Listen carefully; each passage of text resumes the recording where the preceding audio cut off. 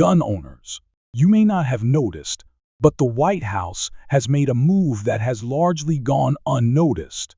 Yet it could have a significant impact on the future of our Second Amendment rights.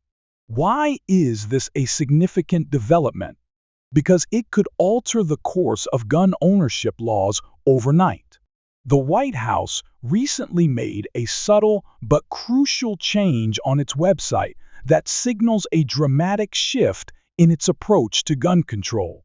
In this video, we'll break down what was removed, what this could mean for those who value their right to bear arms, and why, strangely, this could be both a victory and a cause for concern moving forward.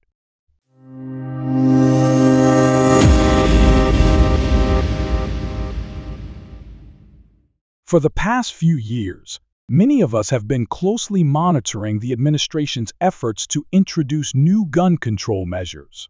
These range from proposals to limit private firearm sales at gun shows, to plans for banning all semi-automatic weapons, among other ideas. The Biden administration has allocated billions to local and state governments to support anti-gun initiatives, even using federal contracts to pressure ammo manufacturers into restricting civilian supply and trying to stop gun ads from featuring military-themed imagery. These policies had been openly displayed on the White House's website under the Office of Gun Violence Prevention. However, that entire page has now been removed and replaced with a generic 404 error message. Why would an administration that has been so vocal about supporting strict gun regulations suddenly delete this entire section? That's the question we need to explore, and the answer could have significant consequences for all of us. Let's examine what's gone missing, why it may have been removed, and what it could mean for our continued fight to preserve the Second Amendment. The Office of Gun Violence Prevention was not just a symbolic initiative. It represented a well-funded, extensive program designed to restrict lawful gun ownership under the guise of enhancing public safety. Many of us recognized it as a major threat because it outlined a coordinated effort involving various federal agencies, such as the Department of Defense and the Federal Trade Commission, to reduce the availability of firearms and ammunition. The page detailed how resources would be funneled into anti-gun local governments, allowing them to implement stricter laws in areas where Second Amendment supporters might lack the political power to fight back. It even suggested using Australia's stringent gun control laws as a model for the US, with a goal to ban all semi-automatic firearms. These weren't just speculative ideas. They were the official policy proposals of the administration. So when this entire page disappeared, many might have assumed it was simply an NT issue, but that's far from the case. This move was intentional, possibly to either conceal these plans or distance the administration from them. Either way, the removal of such a critical piece of policy should raise concerns for all of us. One particularly disturbing proposal on the deleted page was the plan to prevent gun collectors from selling firearms at gun shows. This idea was closely tied to the bipartisan Safer Communities Act and is concerning because it essentially represents a workaround to restrict private sales. The goal is to blur the lines between licensed dealers and private collectors, making it more difficult for law-abiding citizens to sell or trade their firearms. And this was just the beginning. The page also mentioned a multi-billion-dollar push to fund local governments wanting to enact more stringent gun control measures, effectively giving them the financial backing to impose stricter laws on communities that support the Second Amendment. This wasn't just one policy proposal. It was a comprehensive strategy to undermine our constitutional rights from multiple directions. Additionally, there were provisions aimed at controlling the civilian ammunition supply. The Biden administration recognized that controlling ammunition was just as crucial, if not more so, than controlling firearms themselves.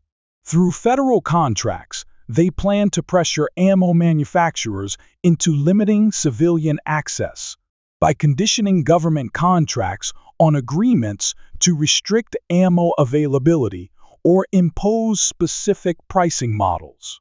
Essentially, the government would use its purchasing power to manipulate the entire ammunition market.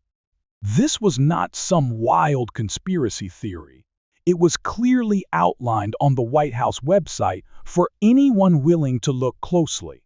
By restricting access to reasonably priced ammunition, the administration could weaken our Second Amendment rights without ever needing to implement a comprehensive ban on firearms.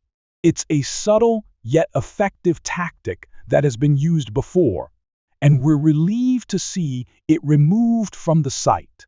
Recall how, over the past decade, certain ammunition calibers suddenly spiked in price or disappeared from store shelves. That wasn't just because of increased consumer demand, it was often due to the government stepping in and making large purchases, squeezing out civilian buyers.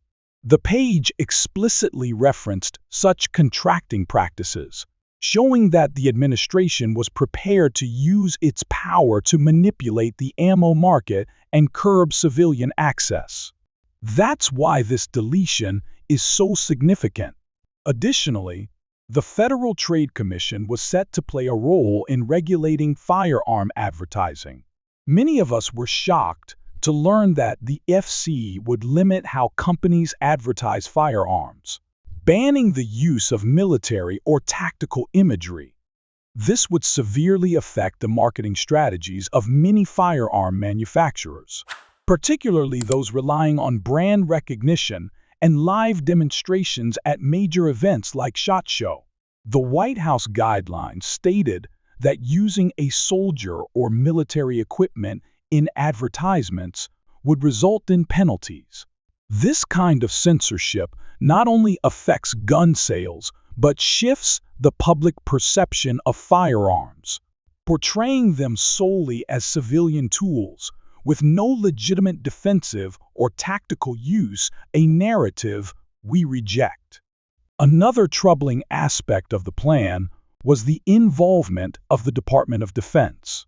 The DoD was expected to pressure gun manufacturers into adopting micro-stamping technology and curbing civilian sales in exchange for government contracts. We've seen this tactic before, such as when Colt stopped making AR-15s for civilian use while continuing to supply the military. It's clear that restricting civilian access to these firearms was a primary goal. So why would they delete this page now? Some believe it's because the policies were too extreme and politically unpalatable, especially with an election cycle approaching. Others speculate the administration may be shifting its approach, moving these proposals to less visible agencies or incorporating them into large, complex bills that are difficult for the public to decipher. Keep in mind that removing the page doesn't mean the underlying agenda is gone various. Agencies may still be working quietly to implement parts of the plan. It could also be a response to legal challenges, particularly with more favorable court rulings for Second Amendment advocates, including recent Supreme Court decisions that have expanded gun rights. Publicly advocating for a total semi-automatic firearms ban could expose the administration to legal risks. Regardless of the reason, the disappearance of this detailed policy plan is worth acknowledging. But we should not assume that the threat is over. More likely, they've just moved it out of the spotlight. We've seen how quickly executive orders or administrative actions can lead to nationwide crises for law-abiding gun owners. Consider the confusion and changes surrounding the definitions of frames and receivers, or the sudden regulatory limbo of pistol braces. None of these required new laws. They were all carried out through executive action or bureaucratic guidance. It's entirely possible that these proposals will resurface under different labels, with altered language, but with the same ultimate goal. For those of us who hold our rights dear, this shift should serve as both a reason for optimism and a reminder to stay vigilant. It's hopeful because it shows that our activism can influence change.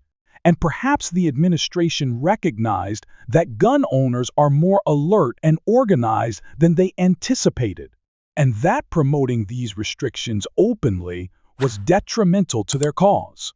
But it's also a warning, because gun control efforts rarely disappear entirely.